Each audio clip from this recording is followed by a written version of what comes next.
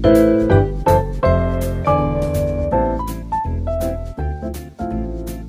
selamat datang di Berbagi Cerita bersama kami, Yuyu dan Indra.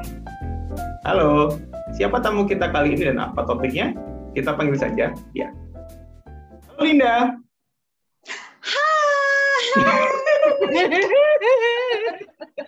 Ramai ya, Penuh ramai kepalsuan dari ya. sejak pertama ya, penuh kepalsuan dari sejak pertama.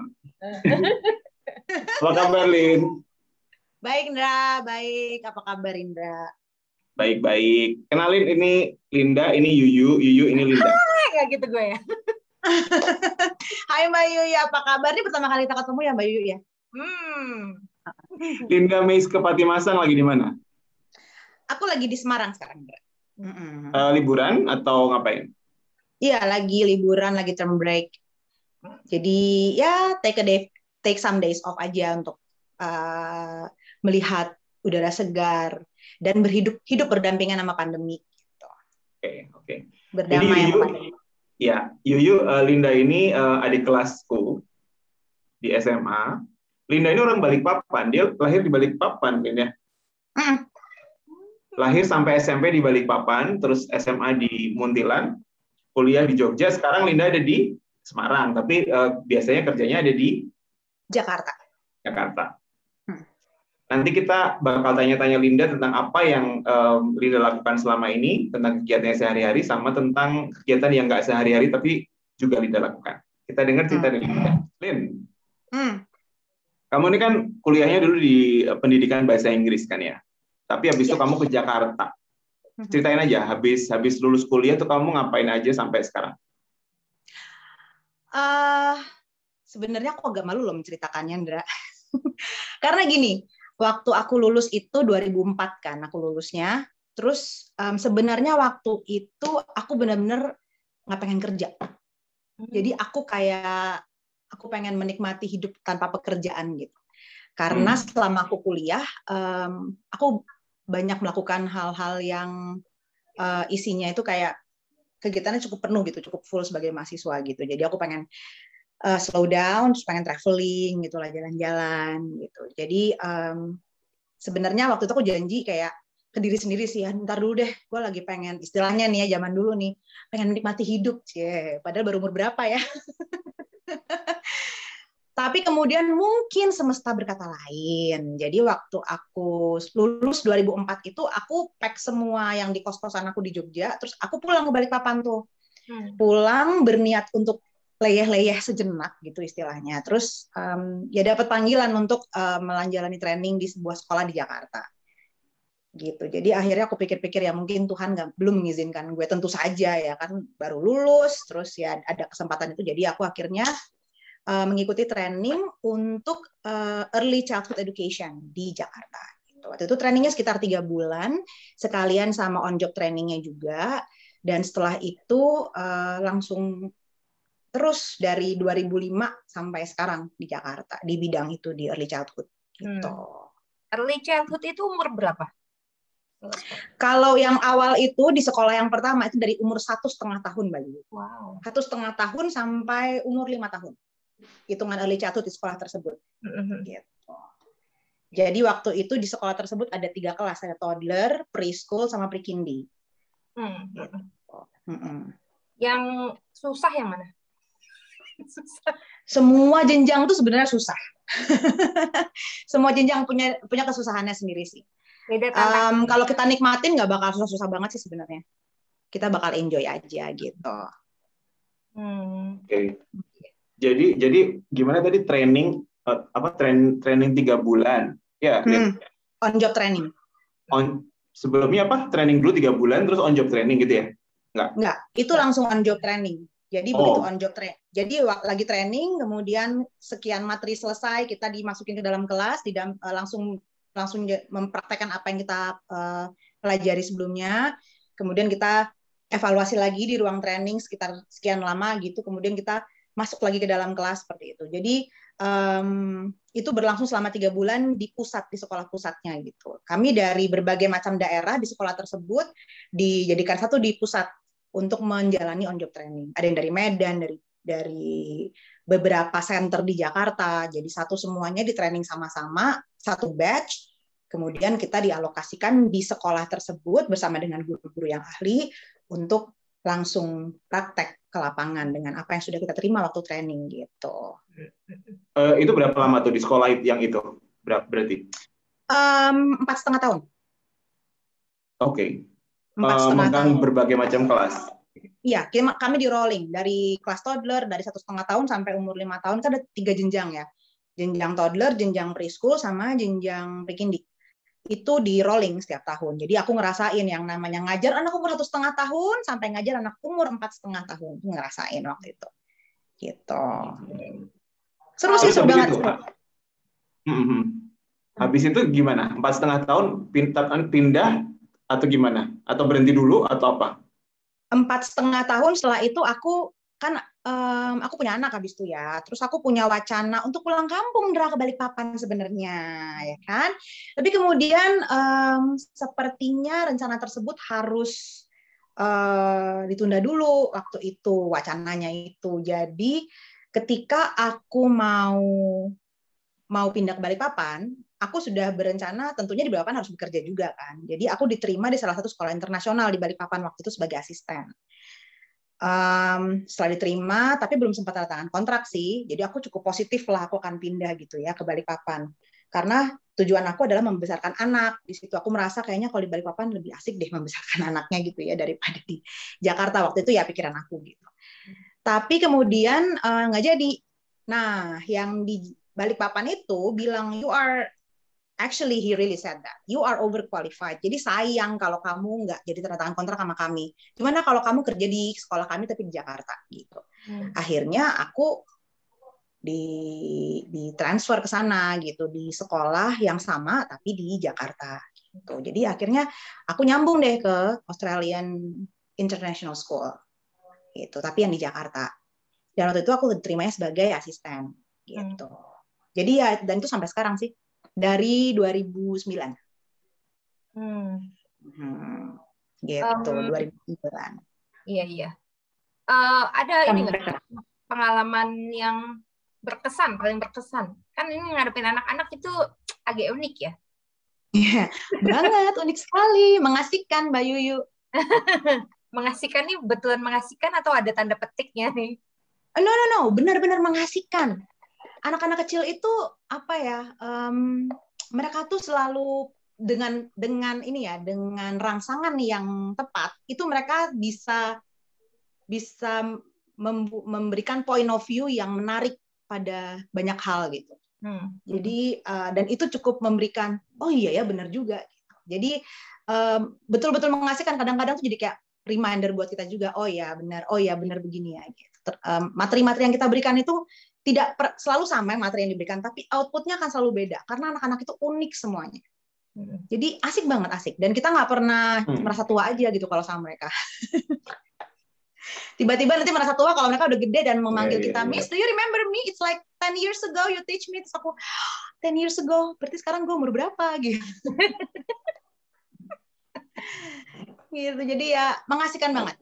Jadi betah banget. Dan I feel like memang passion aku memang di early childhood gitu. Karena terbukti beberapa kali aku coba ya mengajar untuk anak lebih tua daripada 5 atau 6 tahun. It's very challenging for me. Jadi I can do that, but I'm not good at that. Gitu. Jadi aku merasa kayaknya mungkin bukan bidang aku aja gitu. Kita berikan kepada orang-orang yang lebih ahli di bidangnya aja lah untuk mengajar anak-anak yang bukan bidang aku gitu. Itu aku lebih nggak sabaran, aku nggak bisa menempatkan diriku sebagai guru, sebagai apa yang aku pelajari ketika aku mengajar bersama dengan anak-anak early childhood di usia dini gitu. It's totally different gitu. Tantangannya juga pasti beda. Tapi aku sangat enjoy sekali ternyata aku sangat enjoy di kelompok usia itu gitu. Jadi ya I keep doing that and I still staying in here. Jadi ya udah. Oke. Berarti dari 2009 Lilin ya di sekolah yang kedua itu sampai sekarang itu masih di situ ya? Iya, masih. Dan ini menarik buat aku karena gini, banyak orang seumuran kita lah ya yang mungkin mencoba mencintai apa yang dilakukannya. Ya. Gitu kan ya. Dan yang berhasil nggak terlalu banyak, kurasa. Maksudnya kalau misalnya berhasil pun ya terlanjur gitu. Ada unsur terlanjurnya lah, terlanjur ahli, terlanjur kelamaan di satu tempat. Tapi memang bagus juga, tetap bagus gitu ya. Nah kalau Linda ini tadi kan Linda bilang bahwa kamu menikmati sekali gitu. Tapi pernah nggak Linda ngerasa bahwa capek gitu misalnya? Aduh jujur banget Raya, nggak pernah. Wow. I never feel like working loh, ngajar sama anak-anak itu. The only time I feel like working is when I write the reports or doing all the dokumentasi gitu, dokumen, paperwork. Itu aku baru ngerasa, ampun bikin planning, bikin ini, gitu. Tapi begitu anak-anak datang ke kelas enggak, no, I never feel like what you said before. Gua nggak mau ngomong. Ya jadi aku juga kaget ya, aku bisa sedemikian cintanya gitu, dan aku menemukan kolega-kolega yang juga memiliki frekuensi yang sama gitu. Kenapa aku bisa bilang gitu? Karena kami satu tim itu menempatkan kepentingan anak ketika kami mengajar gitu. Anak-anak bakal seneng nggak ya kalau kita bikin gini? Anak-anak seneng nggak ya kalau kita bikin? Anak-anak seneng banget loh mainan ini, walaupun mungkin mainannya adalah mainan yang mungkin kita nggak nyangka mereka bakal seneng. Atau mungkin sebenarnya sudah agak rusak nih gitu ya, dan kita harus butuh waktu untuk membelinya misalnya, tapi kita masih taruh gitu di kelas karena anak-anak seneng banget mainnya gitu. Jadi kenapa aku bisa bilang we really enjoy our job, dan kebetulan puji Tuhannya teman-teman satu tim aku juga punya frekuensi yang sama. Nah itu karena aku bisa melihat itu semua di tim aku gitu. Kita betul-betul mikirin anak-anak gitu. Anak-anak seneng banget loh main di situ, besok lagi yuk gitu. Ketika evaluasi, ini nih yang it doesn't work nih, yang ini ya udah deh besok nggak usah dulu deh gitu. Kita ganti sama yang ini kita coba misalnya gitu. Jadi menikmati sekali. Bahkan misalnya kita tuh rela untuk tetap masuk ke dalam kelas walaupun kita nggak terlalu lagi nggak mood gitu ya. Tapi kita bisa jadi mood kalau kita masuk gitu, kalau kita ngajar gitu. It's like our medicine aja gitu. Wow. Jadi ya we do, I do. Beneran loh itu. Jadi kayak it's like another world, tapi kita enjoy banget melakukannya. So we never feel like working gitu. Orang lagi libur aja kadang-kadang misalnya libur nih, kayak sekarang nih libur term break ya, term break kita 10 hari misalnya gitu. Kita paling cuman bener-bener libur yang off gitu ya, sekitar 7 harian lah. 3 harinya tuh udah mulai mikir nih, aduh kita mau ngapain ya? Minggu pertama mau ngapain? Udah mulai mikir, udah mulai ribut nih di grup. Kadang-kadang kita udah janjian di sekolah buat bikin ini, buat bikin itu, gitu. Udah mulai prepare gitu. Aku bisa bilang kalau kita nggak enjoy, kita tidak akan mengorbankan 3 hari libur gitu kan, misalnya, atau 2 hari libur, atau even 1 day untuk prepare anak-anak gitu. Karena kita pasti maunya full ya kan, maunya full liburnya 10 hari, 10 hari. Kita kadang-kadang nggak, Jumat besok deh datang deh, ngapain kek gitu. Aturin apa kek buat anak-anak gitu. Jadi ya I can tell, aku juga ditemani oleh circle atau lingkungan yang juga mendukung untuk mencintai pekerjaan aku gitu. Padahal dulu sebelum si OJT itu, sebelum akhirnya Linda training itu emang kepikiran, emang ada? Enggak. Enggak. Dan aku pernah bilang sama kaprodi aku nggak mungkin jadi guru. Karena waktu di FKIP itu kan kita punya PKL gitu kan, Bra, yang Mbak Yuli, ada kerja lapangan gitu kan, yang sebagai mata kuliah gitu. Dan di kampus aku itu kami mengajar di sebuah SMA gitu. Kayaknya semua satu angkatan mengajar di SMA, aku lupa. Pokoknya aku kebagiannya di SMA gitu ya. Dan ketika aku mengajar di sana sebagai guru, I'm totally lost gitu. Aku nggak ngerasa enjoy, aku nggak ngerasa bisa transfer apa yang aku punya untuk anak-anak, dan itu menyedihkan menurutku gitu. Karena apa? Pertama, tanggung jawab moral. Menurutku kampus aku itu adalah kampus yang fakultas keguruannya cukup baik gitu, dan cukup bereputasi gitu kan. Reputasinya cukup baik. Jadi malu-maluin kalau lulusan sana nggak bisa ngajar, gitu aja sih intinya. Jadi aku sempat curhat sama kaprodi aku waktu itu, aku bilang I don't think I will be a teacher gitu.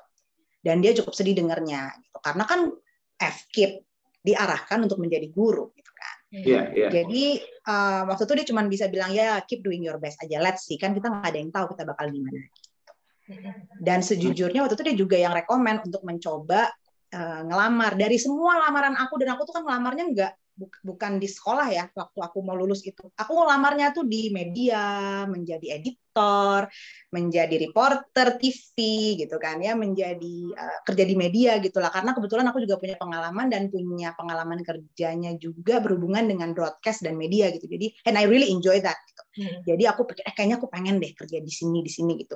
Dari ratusan lamaran itu yang keterima ya yang OJT 3 bulan itu.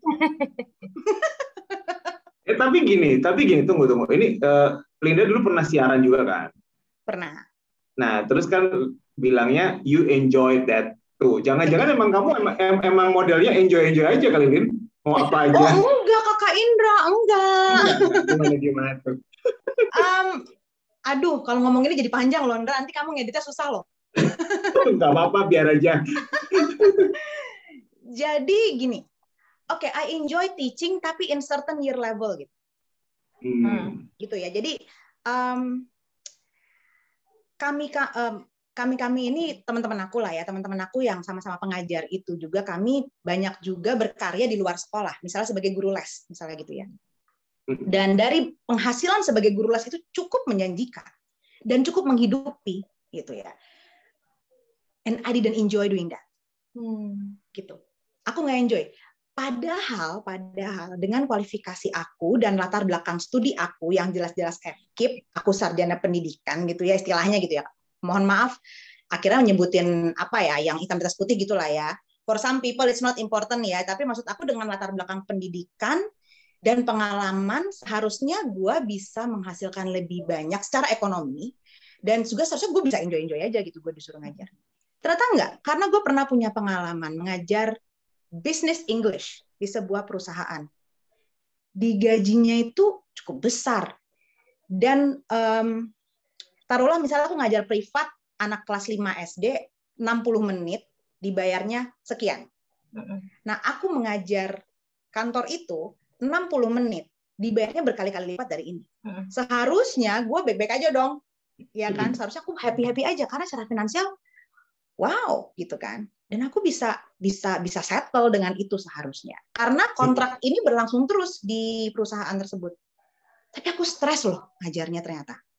Karena apa? Setelah aku pikir-pikir lagi, kenapa ya aku bisa stres? Maksudnya ini kan sesuatu yang harusnya untuk sebagian orang menyenangkan karena bisa mendapatkan penghasilan tambahan dan waktu yang di-spend itu sama dengan kamu ngajar anak satu orang private gitu, dengan ngajar yang perusahaan ini gitu. Ternyata setelah aku pikir-pikir ya, aku nggak enjoy itu karena aku ngerasa bener-bener kalau itu kerja. Jadi aku harus ngajarin sesuatu yang itu seperti yang aku bener-bener ngajar gitu. Kalau sama anak kecil tuh aku nggak ngajar loh, aku ngobrol dalam bahasa Inggris dan aku ngomongin film, aku ngomongin musik, ngomongin sesuatu yang menyenangkan, kita ngobrol benar-benar conversation, dan kita main drama, kita main bareng, main petak umpet, main tali, main di playground gitu ya. Dan gue suka ternyata seperti itu caranya. Walaupun mungkin secara istilahnya secara finansial sebenarnya ya biasa-biasa aja gitu. Jadi I didn't enjoy that. Walaupun sama-sama teaching ya. Walaupun sama-sama teaching dan menjanjikan. Gitu. Jadi di situ pun aku jadi refleksi buat aku sendiri sih, oh ternyata mungkin ya memang that's not my part aja gitu. Jadi akhirnya aku kasih kepada orang yang lebih ahli juga gitu. Karena kasihan dan aku merasa punya tanggung jawab moral di situ gitu. Buat apa aku mengajar tapi aku nggak enjoy gitu. Tapi menarik loh. Ini beneran buat aku sih fakta baru, Lin. Kenapa? Karena apa ya? Alasan suka itu kan kayak itu tadi aku bilang, bukan berarti nggak suka ya, tapi biasanya udah terlanjur suka, terlanjur tergantung sama penghasilan misalnya kayak gitu kan. Tapi Linda tadi kasih contoh yang bagus banget ketika harus ngajar bisnis English dapatnya sekian, terus padahal ngajar les cuma sekian, tapi kalau lebih suka ngajar yang lebih dikit dapatnya gitu kan. Kapan nemunya, Linda? Kapan ngerasain bahwa oh ini nih gitu? Setelah berapa lama ngajar? Setelah aku ngerasa aku nggak progres sebagai profesional. Setelah aku ngerasa aku kayak template aja ngajarnya. Template aja ngajar. Yang penting bahannya. Jadi bahan mengajar di kantoran itu, kalau buat aku udah punya bukunya, tinggal bikin aja gitu, tinggal fotokopi, terus ntar itu gitu. Aku nggak enjoy, Indra, ternyata. Jadi aku template aja gitu ngajarnya. Terus hari ini kita bakal ngomongin soal ini, udah ini. Dan sebenarnya nggak ada masalah sama muridnya cakep semua, pinter gitu loh. Dan nggak menyusahkan gue gitu, enggak juga. But he didn't enjoy that. Jadi kayak udah selesai gitu. Jadi kayak nggak ada yang membekas di hati gue gitu. Nggak ada yang membekas. Tapi kalau sama anak-anak gitu, cuman ngobrol during snack time, ngomongin apa, kayak ngomongin, for some people they might think it's nonsense, tapi sebenarnya kita misalnya kita cuma ngobrolin soal weekend gitu. Tapi kemudian aku jadi tahu kalau weekend itu mungkin bapak ibunya nggak ada, jadi dia sama mbaknya misalnya gitu. Jadi kayak gitu tuh aku bisa tahu hal yang gitu. Jadi ya berarti kemarin kamu nggak ada pas lagi orang tuamu lagi di luar kota ya misalnya gitu. Jadi kemarin main sama siapa? Sama ini. Terus udah gitu kemarin kakak aku gini gitu. Jadi ceritanya banyak panjang gitu.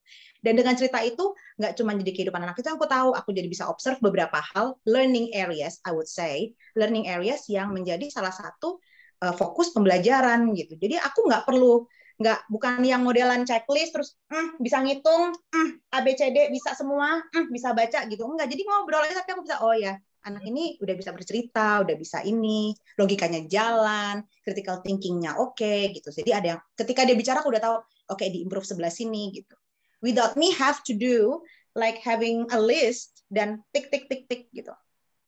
Jadi ternyata aku enjoy-nya seperti itu gitu, yang tidak memaksakan goal, tapi tetap learning by doing something fun. Gitu.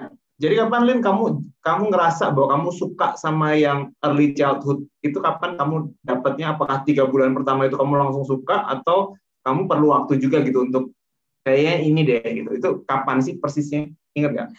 Iya, itu betul. Jadi aku juga perlu waktu, Ndra. Jadi it's not really like I love this, nggak juga gitu. Di situ kan juga banyak tantangannya. Jadi misalnya ada keraguan awalnya gitu, gue bisa nggak ya gitu. Kemudian tantangannya juga selain tantangan ketika kita menghadapi anak-anak, juga tantangan ketika kita menghadapi orang tua murid menghadapi sesama teman-teman juga gitu ya. Jadi berjibaku dengan beberapa elemen ini, kemudian ketika aku ditawarkan yang lain gitu ya, ke jenjang yang lain, oke dah gue coba deh gitu. Aku ditawarin ngajar di kelas 3 SD waktu itu. Aku cuman bisa sampai 1 term.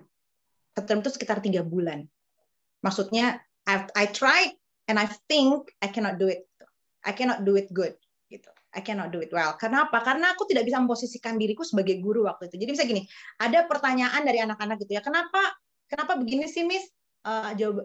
Kenapa si A begini, kenapa si B begini? Itu gue nggak bisa jawab loh. Karena kalau sebagai guru, kalau kita harus menjawab sesuai dengan point of view-nya anak-anak kan, kita harus bisa memposisikan diri kita otaknya kayak anak-anak itu gitu.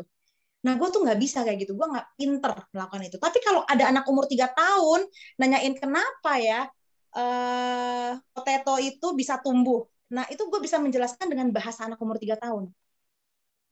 Gue nggak usah ngomongin tentang penguapan nggak usah, tapi gue bisa membahasakan itu dengan anak umur 3 tahun sehingga dia bilang, jadi bisa ya nanam potato di dalam lemari misalnya gitu. Tapi kalau ada anak kelas 3 SD nanyain gue bisa nggak tahu jawabannya loh, Ndra. Walaupun gue udah baca Wikipedia nih, gimana ya ngejelasinnya biar dia paham, kan guru begitu ya, guru itu gimana caranya supaya bisa membuat muridnya lebih mudah memahami gitu kan. Lebih mudah memahami dan akhirnya gain something from that. Gue nggak bisa membuat mereka lebih mudah memahami, lebih rumit jadinya.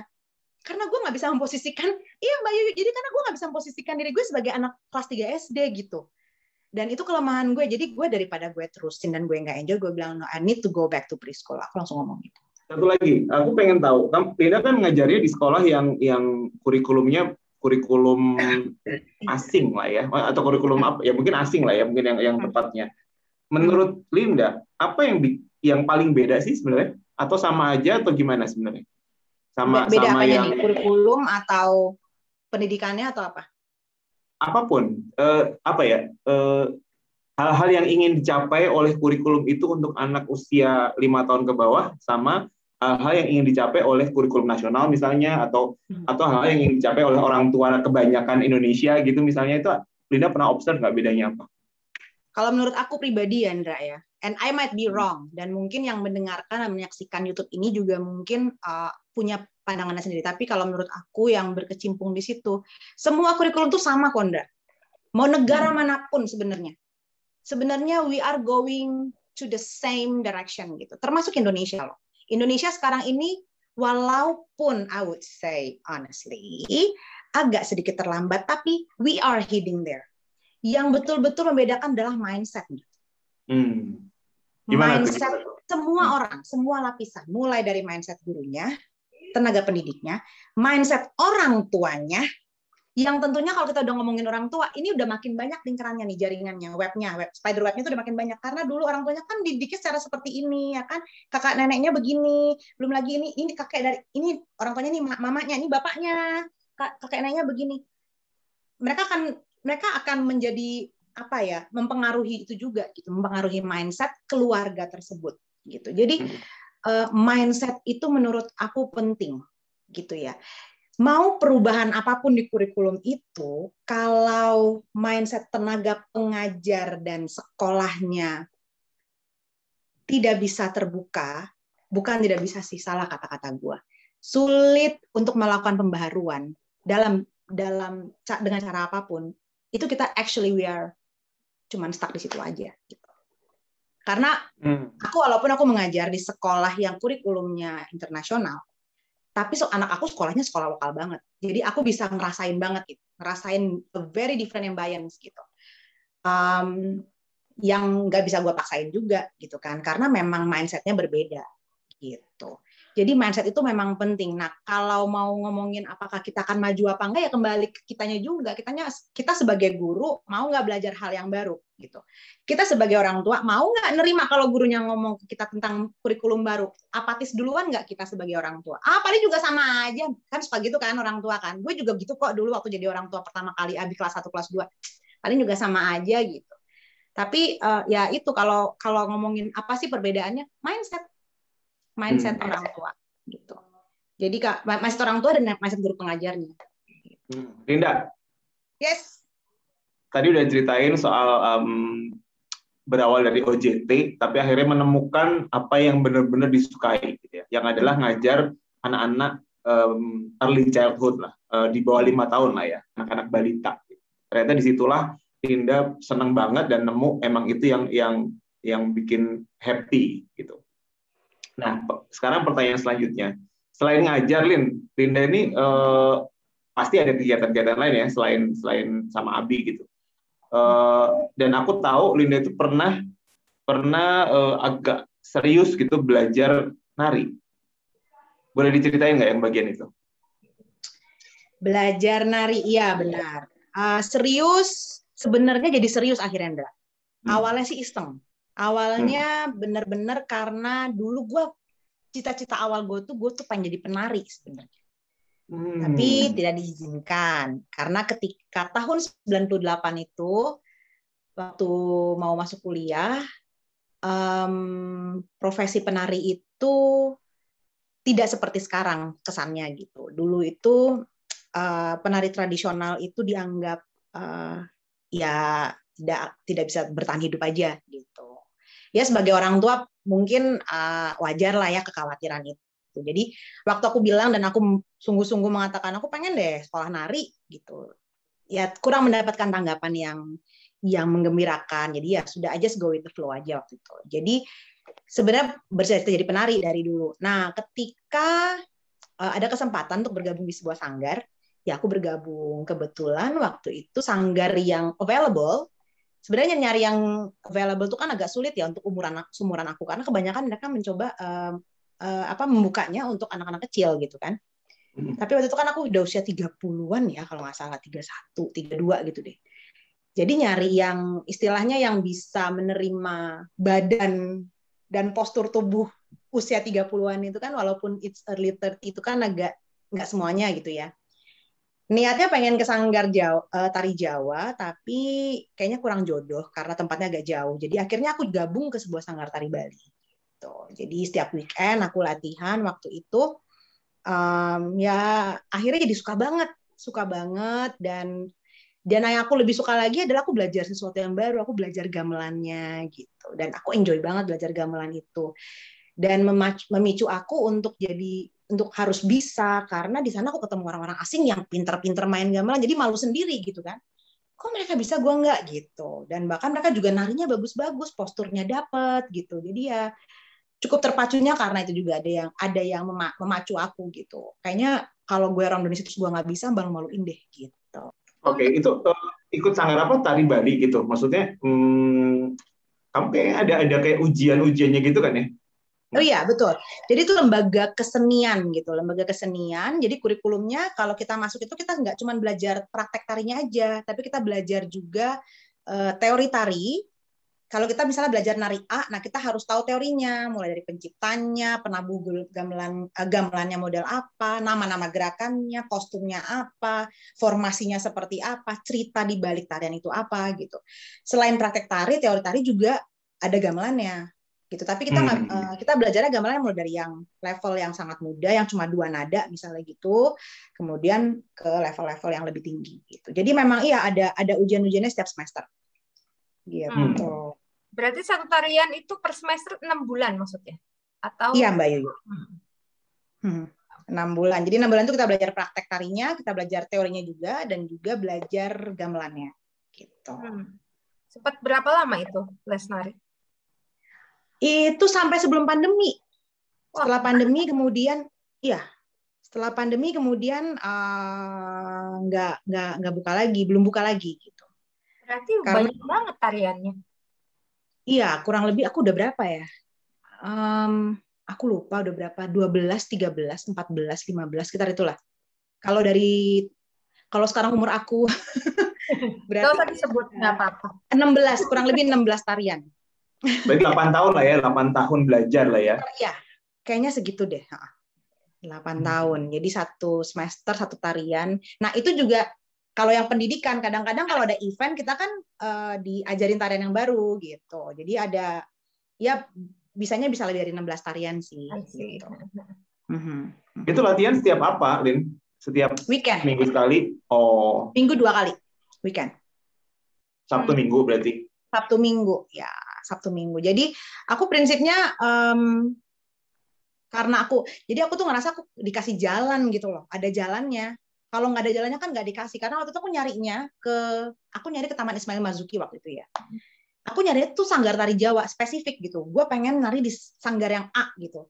Ternyata sanggar itu sudah nggak buka lagi di Taman Ismail Marzuki. Dia bukanya di rumah pelatihnya, which is far away gitu, agak jauh. Jadi aku pikir, aduh jauh-jauh gitu ya, dari rumah ke sana, kemudian Minggu sore gitu kayaknya nggak deh gitu. Terus ngobrol-ngobrol sama beberapa orang di sana, kenapa nggak ikut yang tari Bali aja gitu. Terus aku meliriklah karena tari Bali ke sana gitu kan. Aduh, perasaan aku menengok tuh kalau melirik kan gini. Oh ya, aku menengok.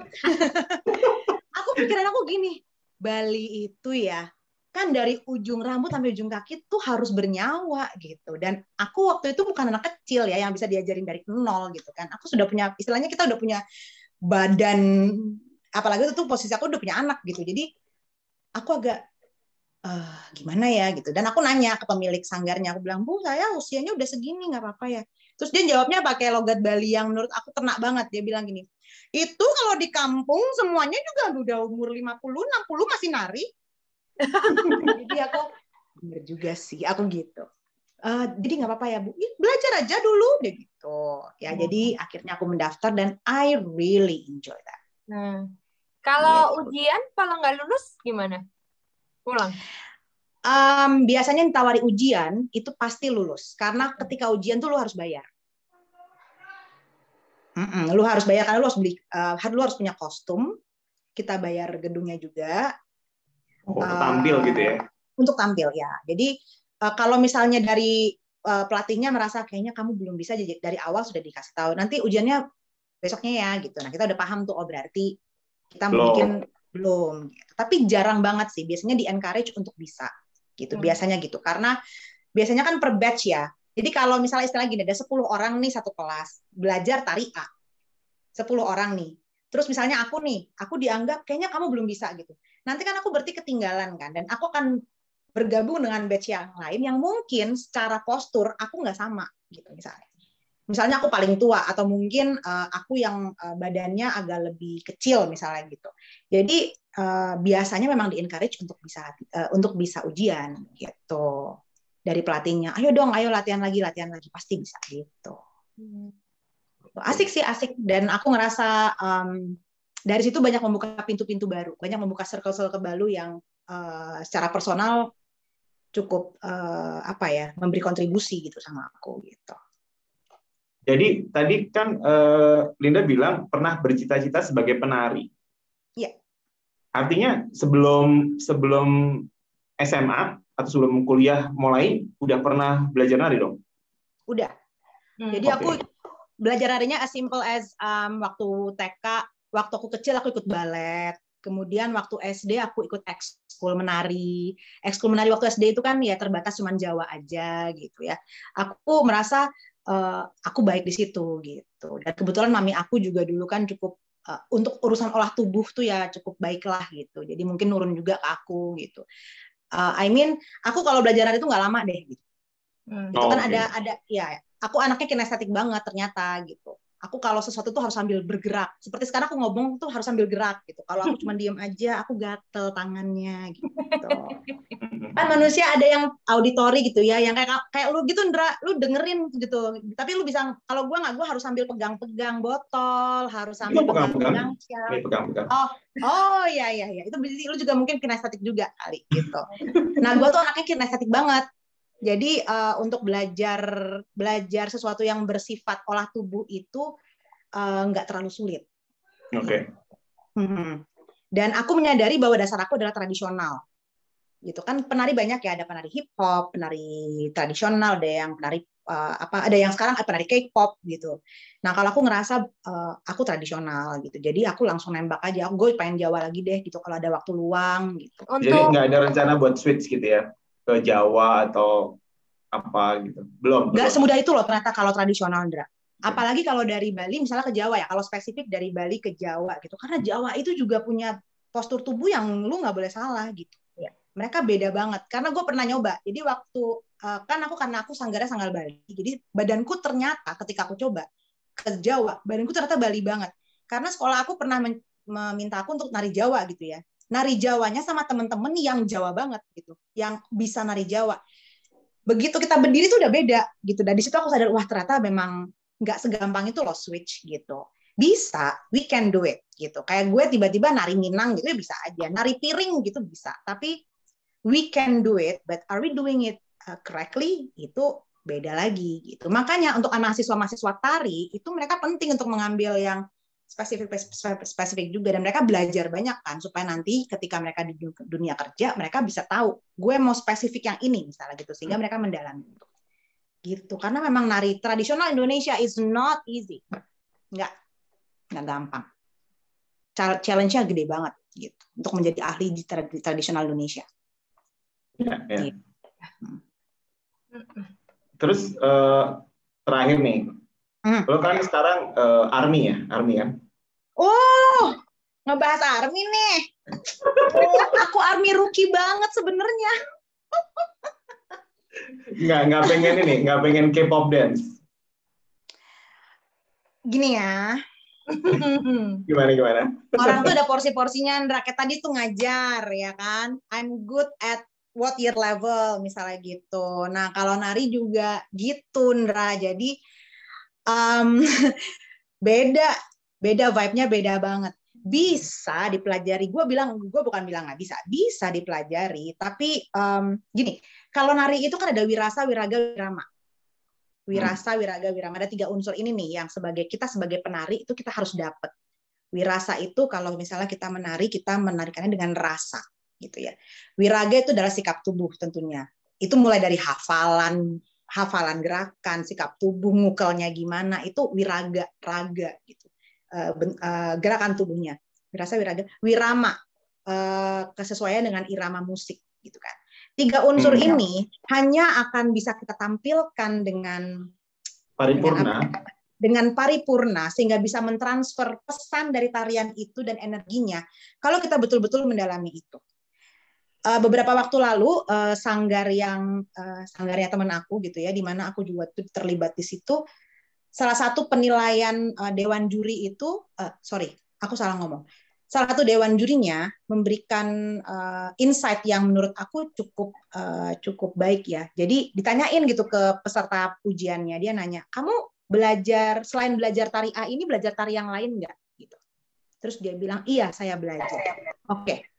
Lain kali kalau belajar itu satu dulu selesai. Supaya apa? Supaya kamu dapat betul ini maksud tariannya apa. Gitu. Ini menurut dewan jurinya, dan menurut aku that makes sense, dan itu benar gitu. Karena waktu aku di sanggar yang aku bilang tadi itu, yang sebelumnya itu juga sama.